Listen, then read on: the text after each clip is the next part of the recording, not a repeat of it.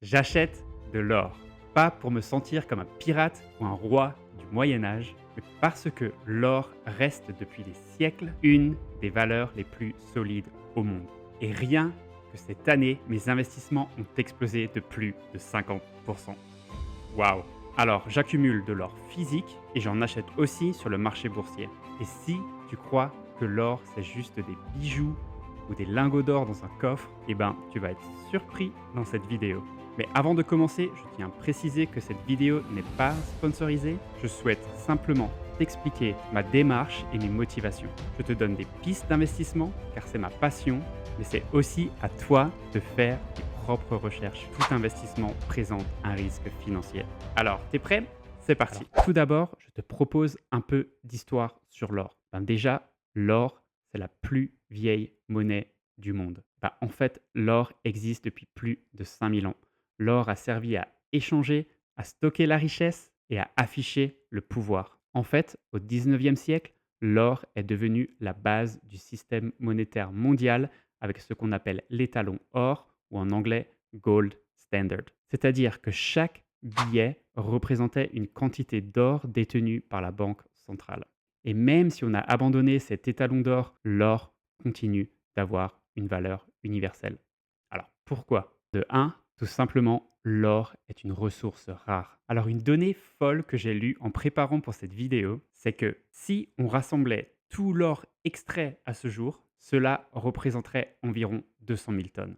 Alors, ça semble beaucoup, mais si tu fondais tout l'or en un seul cube, l'or mesurait en fait à peine 22 mètres de côté, soit la taille d'un petit immeuble de 7 étages. Autrement dit, pour te donner une autre idée, tout l'or du monde tiendrait dans 4 piscines olympiques. C'est fou, non? Bon, j'ai trouvé ça plutôt dingue comme information parce que je m'imaginais qu'il y avait beaucoup plus d'or dans le monde, mais en fait, ça m'a un peu choqué. Bon, je te partage l'info, je sais pas ce que t'en penses, tu me le dis en commentaire. Alors, revenons à pourquoi l'or est si important. En deux, l'or est aussi durable. En fait, l'or est un métal noble. Il ne réagit pas avec l'air, l'eau ou les acides. Contrairement au fer qui rouille ou à l'argent qui noircit, l'or, lui, ne bouge pas. Même après des milliers d'années, il conserve sa brillance, sa couleur et sa forme. L'or aussi est 100% recyclable, sans en fait jamais perdre en qualité. Chaque bijou, pièce ou lingot d'or peut être fondu et redevenir un or pur à 24 carats. Aussi, l'or présente une densité et résistance physique assez impressionnante. Par exemple, l'or est 2 fois plus dense que le plomb. Il est aussi malléable, ce qui permet de le transformer sans le casser. On peut aussi l'étirer en film ultra fin ou le marteler en feuilles sans casser sa structure. Combinaison unique de solidité et de souplesse en fait un métal unique. Et en 3, l'or est impossible à imprimer. Alors, contrairement à la monnaie, on ne peut pas créer de l'or. Les banques centrales peuvent créer de la monnaie à tout moment, ce qu'on appelle la création monétaire. En gros, il suffit d'un clic pour créer des milliards, mais l'or, lui, ne se crée pas. Il faut le trouver, il faut l'extraire, il faut le purifier, et tout ça, ça prend du temps, de l'énergie et beaucoup d'efforts. Alors, pourquoi j'achète de l'or? En fait, l'or, ça me protège de l'inflation. Laisse-moi t'expliquer par un exemple, tu vas vite comprendre pourquoi. Alors, si tu regardes le prix médian d'une maison en France dans les années 80, en fait, c'était environ de 50 000 euros. Ça paraît peu, mais c'est la vérité. Et si on regarde le prix de l'or cette année-là, on était à 520 euros l'once. Bon, je te fais une petite parenthèse là, mais en fait, tu sais ce que c'est une once d'or? Une once d'or, ou un ounce troy en anglais, est l'unité de mesure internationale utilisée pour peser les métaux précieux. Alors, tu as l'or, l'argent, platine, etc. Et alors, si tu achètes une once d'or, en fait, tu as 31,1 grammes d'or pur, ce qui représente 24 carats. Donc, en faisant un calcul tout simple, en 1980, il te fallait 96 onces d'or pour acheter une maison. Maintenant, regardons les mêmes données en 2025. En 2025, le prix médian d'une maison est de 330 000 euros. C'est une belle augmentation, non? Et en 2025, l'once, même si elle varie bien sûr tous les jours, en moyenne, elle vaut à peu près 3 400 euros. Je crois même qu'aujourd'hui, elle a 3 700 euros. Bon, on va garder une moyenne sur l'année. Donc si on fait les mêmes calculs, en fait, il nous faudrait 97 onces d'or pour acheter une maison en 2025, soit la même quantité ou plus ou moins la même quantité qu'en 1980, même si le prix médian d'une maison a augmenté de plus de 6 fois.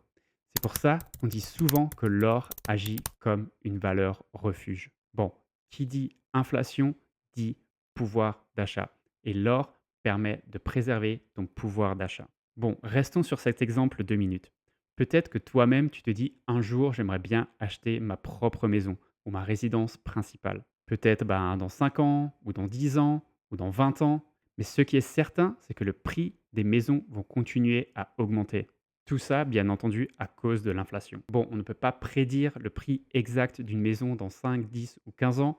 L'inflation augmente de manière irrégulière et aussi les prix de l'immobilier peuvent augmenter de manière irrégulière. Mais ce qui est sûr, c'est que le prix d'une maison va augmenter dans 5, 10 ou 15 ans. Par contre, si tu as 97 onces d'or aujourd'hui, cela te permettra d'acheter une maison, bien entendu, aujourd'hui, mais cela te permettra d'acheter une maison aussi dans 5, 10 ou 15 ans. Comme je l'ai dit, l'or te permet de préserver ton pouvoir d'achat. Alors quand tout va bien, les gens ils achètent des actions, ils investissent en bourse, mais quand tout va mal, les gens se tournent vers l'or. Pendant les crises financières, les guerres ou les périodes d'inflation, l'or agit comme une valeur refuge. Prenons un exemple. Pendant la crise de 2008, la crise des subprimes, alors que les marchés s'effondraient, figure-toi que l'or, lui, il a augmenté de plus de 100%. Alors oui, l'or ne rapporte pas de dividendes, mais il protège ton pouvoir d'achat. Deuxième raison pour laquelle j'achète de l'or. En fait, la performance de l'or a fait mieux que la performance de la bourse. Je vais passer sur un graphique. Alors en fait, si tu avais investi 100 euros dans l'or il y a 25 ans, tu aurais obtenu un meilleur rendement qu'en investissant 100 euros en bourse à la même époque. Bien sûr, il ne s'agit que d'un exemple qui est assez récent, mais chacun sait que l'or a résisté à l'épreuve du temps.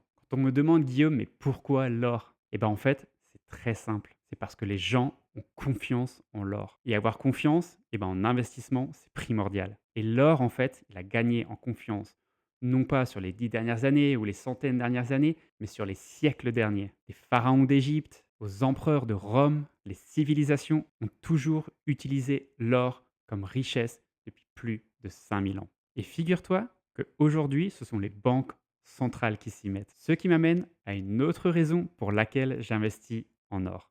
En fait, les banques centrales accumulent des réserves d'or massives en ce moment. Les banques centrales, celles qui impriment la monnaie, en fait, n'achètent pas de crypto-monnaie. Elles n'achètent pas d'argent non plus. En revanche, elles accumulent de l'or. Par conséquent, naturellement, vu que la demande augmente, le prix de l'or grimpe. Et je t'ai mis un autre graphique qui illustre bien la situation. Depuis 2022, les banques centrales investissent massivement en or. Alors, tu dois sûrement te dire pourquoi les banques accumulent des réserves d'or. En fait, face aux incertitudes géopolitiques, aux sanctions économiques, les banques centrales cherchent des actifs plus sécurisés. En deux, en fait, le système monétaire international évolue. Certains pays anticipent un rôle moindre du dollar ou des sanctions potentielles, ce qui motive à constituer des réserves moins exposées. Il y a donc de la volonté de réduire leur dépendance au dollar américain et en contrepartie d'augmenter leur réserve d'or qui est beaucoup plus sécurisée. Et ayant augmenté leur part d'or, les banques centrales modifient la structure des réserves mondiales, ce qui renforce encore une fois la valeur de l'or. Et voilà un autre exemple pourquoi l'or est considéré comme une valeur refuge. Et si on regarde l'augmentation de l'or en 2025, l'or a augmenté de plus de 40%. Si je prends les 12 derniers mois, l'or a augmenté de pratiquement 50%. Alors, d'après le World Gold Council, qui est la principale autorité en matière des marchés de l'or, sur sa dernière enquête, 80% des banques centrales interrogées prévoient une hausse des réserves mondiales d'or au cours des 12 prochains mois. Donc pour l'instant, les indicateurs montrent que la tendance à la hausse de l'or va continuer d'augmenter. Comment acheter de l'or? Tout d'abord, tu peux acheter de l'or physique. Tu peux par exemple acheter des pièces d'or. Parmi les pièces d'or les plus connues, on retrouve le Napoléon français, le Krugerrand, je ne sais pas si je le prononce bien, mais le Krugerrand sud-africain et le Maple Leaf canadien. Chacune des pièces a sa pureté, son poids et son histoire propre, mais toutes sont très liquides et sont reconnus internationalement. En fait, avoir des pièces d'or, ce sont des formats pratiques pour investir dans l'or, surtout si tu veux pouvoir acheter et revendre facilement, car ce sont des pièces reconnues. En deux, on a les fameux lingots d'or. On en a tous vu, au moins dans les films. Les lingots d'or, ce sont des blocs de métal pur, généralement de 1 gramme ou de 1 kg, avec un certificat et un numéro de série. Ils ont une pureté très élevée, souvent de 99,9%. Et en fait, les lingots sont idéaux pour stocker des grandes valeurs à long terme. Ils sont un peu moins liquides que les pièces, mais très efficaces pour protéger ton patrimoine. Et en 3, tu as peut-être pensé aux bijoux. Les bijoux, bien sûr, contiennent de l'or, mais leur pureté est souvent plus faible. Un or pur, on parle de 24 carats. Sur des bijoux, on est souvent à 14 ou à 18 carats. Et souvent, ils coûtent aussi beaucoup plus cher car il y a une sorte de créativité, un design, un marketing. Et en plus de ça, à la revente, tu récupères rarement la totalité de la valeur de l'or. Donc, pour ces raisons, les bijoux ne sont pas recommandés comme placement pour investir dans l'or. Alors, comment faire pour acheter de l'or physique? Eh bien, tout d'abord, on a les banques et les institutions financières. Certaines banques, elles proposent la vente d'or sous forme de lingots ou de pièces certifiées, comme on l'a vu juste avant. Par contre, l'avantage, c'est que c'est bien sûr sécurisé, il y a une traçabilité, donc c'est très fiable. Mais l'inconvénient, c'est que souvent, il y a des frais plus élevés et des démarches administratives un peu plus ennuyantes. Bon, en gros, c'est les banques, quoi. En deux, tu peux aussi acheter de l'or dans des magasins ou des comptoirs spécialisés qui sont agréés. Par exemple, tu as Godot et Fils, Achat Or et Argent, BDOR. Il y a plusieurs possibilités. Et en 3, tu peux acheter de l'or sur des sites en ligne. Il y a des plateformes reconnues qui permettent d'acheter de l'or physique livré à domicile ou stocké dans un coffre sécurisé. On a par exemple or.fr, bullionvol.com, goldbroker.com ou veracash.com. Ces sites offrent une traçabilité avec un numéro de série, un certificat, un entrepôt LBMA et la possibilité de revente facile. Bon, attention, vérifie toujours la certification LBMA, London Bullion Market Association.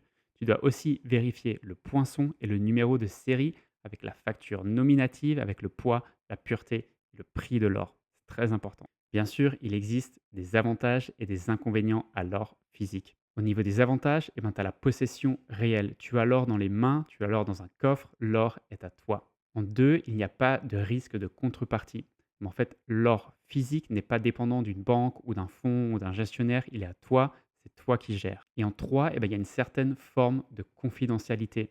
L'achat et la détention physique peuvent être plus discrets qu'un ETF ou une autre forme de détention d'or. Et comme tous les investissements, il existe aussi des inconvénients. Et en fait, c'est le stockage et la sécurité.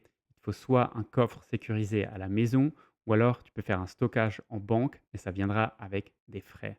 En deux, c'est la liquidité. En fait, vendre un lingot ou des pièces peut prendre un peu plus de temps que vendre des actions ou d'autres actifs. Et en trois, il n'y a pas vraiment de gestion simplifiée. Il faut vérifier la pureté, le certificat, le poinçon et parfois l'authenticité de l'or que tu achètes. Mais comme je te l'ai dit dans l'intro, il n'y a pas que l'or physique que tu peux acheter.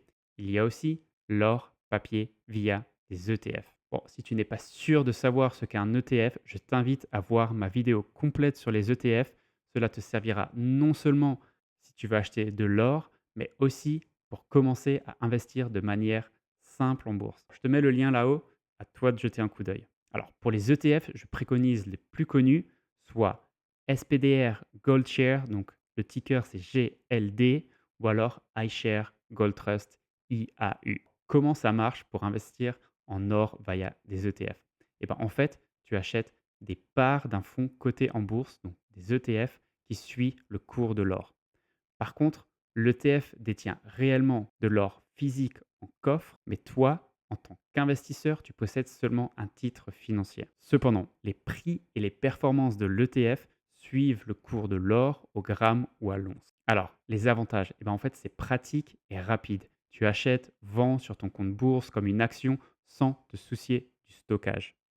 En deux, en fait, il y a le fractionnement facile. Tu peux acheter seulement des parts de l'or. Donc, si tu as seulement 10, 15, 20, 50 euros à investir, tu achètes en fait une fraction de l'ETF qui correspond donc à quelques grammes d'or. En 3, tu as des frais qui sont généralement beaucoup plus faibles, environ de 0,2 à 0,4% par an pour la gestion du fonds. Et dernier avantage, eh ben, en fait, tu as une liquidité élevée. Tu peux vendre tes parts instantanément pendant les heures du marché. Alors, quels sont les inconvénients? Eh ben, en fait, tu ne détiens pas l'or physiquement. Si le fonds rencontre un problème ou que la banque rencontre des problèmes, qu'il y a une crise ou une faillite, ben, tu n'es pas directement en possession de ton or. Tu as aussi une certaine dépendance au système financier. Ben, l'ETF est un actif papier qui repose sur la confiance envers l'émetteur et le dépositaire. Il n'y a pas de sécurité hors système bancaire. Contrairement à l'or physique, tu ne peux pas le retirer et le stocker toi-même en cas de crise extrême. Alors, troisième façon d'acheter de l'or, eh ben en fait, ce sont les actions minières. Alors, comment ça marche? Au lieu d'acheter de l'or, tu achètes des actions d'entreprises qui extraient ou produisent de l'or. Par exemple, tu as Barrick, tu as Newmont ou tu as Alamos Gold Incorporation. Alors la valeur de l'action dépend à la fois du cours de l'or et de la performance de l'entreprise. En fait, il y a la gestion, il y a les coûts d'extraction, il y a les dettes de production, donc tout ça est à prendre en compte. Pareil que pour les ETF, tu peux investir via un compte bourse classique ou via des ETF spécialisés dans les actions minières. Par exemple, tu as le Van Eck Gold Miners, le ticker c'est GDX. Bon, quels sont les avantages en fait à investir dans des actions minières d'or? Eh ben, en fait, tu as potentiellement plus de rendement. Si l'entreprise performe bien et que le cours de l'or augmente, eh ben, le gain est souvent supérieur au cours de l'or. En deux, eh ben, il y a aussi des dividendes qui sont payés par ces entreprises. En trois, tu as la liquidité. Tu peux acheter ou vendre rapidement sur le marché boursier. Et en 4, la diversification. Tu investis dans une entreprise réelle avec plusieurs sites d'extraction, une équipe, et ce qui réduit certains risques liés au simple métal. Et au niveau des risques, eh ben en fait, il y a un risque qui est beaucoup plus élevé que l'or physique. Les actions dépendent de la gestion de l'entreprise, de ses dettes, de la réglementation, des accidents miniers. Donc même si l'or monte, l'action de cette entreprise particulière peut chuter. Encore une fois, tout comme les ETF, tu ne possèdes pas d'or réel. Tu détiens juste un titre financier, pas le métal en lui-même. Pourquoi acheter de l'or? Eh bien, tout d'abord, comme on a pu le voir au début de la vidéo, tu as une protection contre l'inflation. La valeur de l'or augmente quand les prix augmentent. En deux, tu as un avantage de diversification. Comme je le dis tout le temps, la clé dans l'investissement, c'est la diversification. Et investir en or te permet de te diversifier par rapport aux actions, obligations, ou crypto ou immobilier. Et d'ailleurs, n'hésite pas à jeter un coup d'œil à mon guide complet pour l'investissement en bourse. Tu verras le lien s'afficher au-dessus de la vidéo. Troisième avantage, eh ben, c'est la sécurité. C'est un actif qui est tangible que tu peux tenir dans ta main. Il y a aussi un avantage de liquidité. L'or se revend partout très très facilement. Et en dernier, eh ben, tu n'as pas de risque de faillite. Une entreprise peut couler, mais l'or, lui, reste. Mais bien sûr, tout n'est pas parfait et il y a aussi des risques et des désavantages à investir en or. Bon, déjà, en soi, l'or ne rapporte rien. Il n'y a pas d'intérêt ou de dividende. Bien sûr, tu peux gagner de l'argent grâce à la plus-value en revendant ton or avec un profit. L'or peut stagner aussi pendant très longtemps. Par exemple, entre 2012 et 2018, son prix a même chuté de près de 30%. Mais encore une fois, je le répète à chaque fois, quand on investit, c'est sur du long terme, minimum 10 ans. Et sur le long terme, les chances de perdre de l'argent sont quand même infimes. Un des plus gros risques pour moi, bon, ça paraît un peu bête, mais en fait, c'est qu'il faut stocker son or soi-même. Ou alors il faut payer des frais de stockage, ce qui est quand même très inconvénient. Tout simplement, si tu as un cambriolage, eh ben en fait, tu peux perdre tout ton argent. Bon, et attention aussi aux arnaques en ligne ou à l'or papier non garanti. Va sur des sites qui sont reconnus. Donc voilà, l'or, ce n'est pas pour devenir riche rapidement. C'est une assurance dans ton portefeuille. Ce n'est pas forcément une stratégie de rendement. Alors, passons au dernier point de cette vidéo.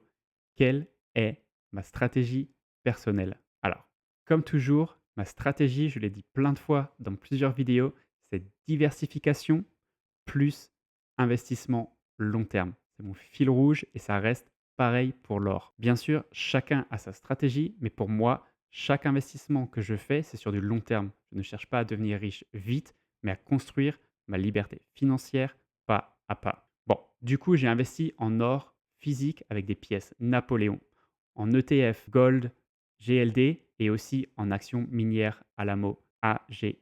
Pour l'or physique, j'ai acheté une grosse somme en une fois parce qu'en fait, investir tous les mois ou régulièrement en or physique, moi, c'est quand même pas pratique. Pour mes investissements en ETF, j'investis de manière régulière, donc mensuelle.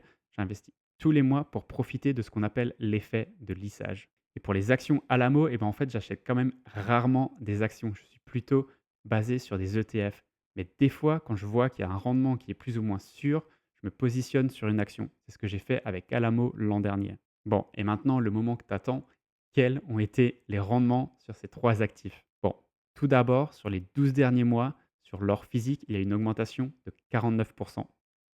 Maintenant, si tu as bien suivi la vidéo, tu sais que les ETF ont augmenté de la même manière vu qu'ils suivent le cours de l'or. Donc 49% aussi. Et avec Alamo, j'ai eu un retour de 59%. Comme dit, les retours peuvent être plus élevés avec les actions minières, mais le risque est aussi beaucoup plus élevé. Bon, comme tu as pu le voir, on est sur une année exceptionnelle. L'investissement en or a été un des meilleurs investissements sur les 12 derniers mois. Par contre, petit disclaimer, ceci n'est pas un conseil financier. Je partage uniquement ma propre stratégie et mon opinion personnelle. C'est à toi de te renseigner et de faire ton propre avis. Je donne juste des conseils, des pistes, des réflexions, des idées, mais c'est à toi de les valider. Aussi, et il est très important de le répéter à chaque vidéo, sache que les performances passées ne préjugent pas des performances futures. Et tout investissement comporte un risque. Alors oui, j'ai eu des performances exceptionnelles sur l'or. Les indicateurs montrent que l'or va très certainement continuer à augmenter l'année prochaine, mais cela ne veut pas dire que dans 2, 3, 4 ans, l'or ne va pas chuter. Encore une fois, mes investissements, c'est des investissements long terme. Je ne compte pas vendre mes investissements ou vendre mon or physique sur les prochaines années, surtout pas quand le marché chute. Alors, qu'as-tu compris aujourd'hui? Probablement compris que j'aime bien investir dans l'or. Et je t'ai même expliqué pourquoi. Mais je vais te dire un conseil très important. N'investis pas tout ton argent dans l'or. Encore une fois, en investissement, il faut rester diversifié. J'aime beaucoup l'or, mais la diversification est essentielle. Voilà, c'était tout pour aujourd'hui. Si tu as des questions, n'hésite pas à me les mettre en commentaire. Je suis là pour t'aider dans tes investissements. Et puis, n'hésite pas à liker la vidéo, cela m'aide beaucoup et cela permettra aussi à d'autres de voir la vidéo. Et puis franchement, abonne-toi si ce n'est pas déjà fait. Je vais sortir plein d'autres vidéos sur l'investissement. Voilà, c'était Guillaume t'explique. Allez, ciao ciao!